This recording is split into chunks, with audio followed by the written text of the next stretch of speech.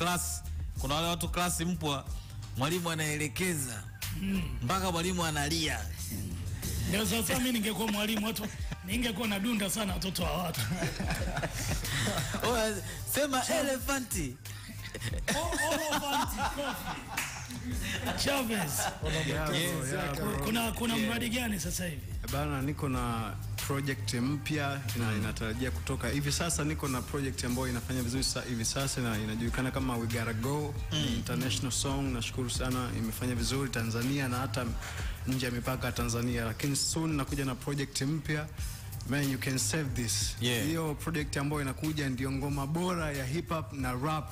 Ya 2025. Hakutakuwa na rapper, MC ama trapper kutoa ngoma kali ya rap ama hip hop ndani ya 2025. Hiyo ni vita hiyo.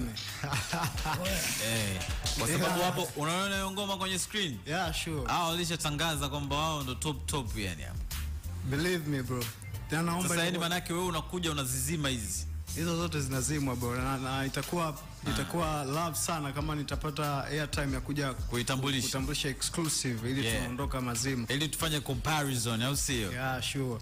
Ina wametangaza inatoka lini? Nadhani bado hatujapata tarehe rasmi, lakini itakapokaribia kwa sababu tayari tuna contact na my brother, tutashare. Yes, make sure inakuwa Ijumaa. Ndio, Wiz MP nao nataka utuambie kuhusiana na mradi. Wiz MP inabidi aongee kidogo. Bwana, maana watu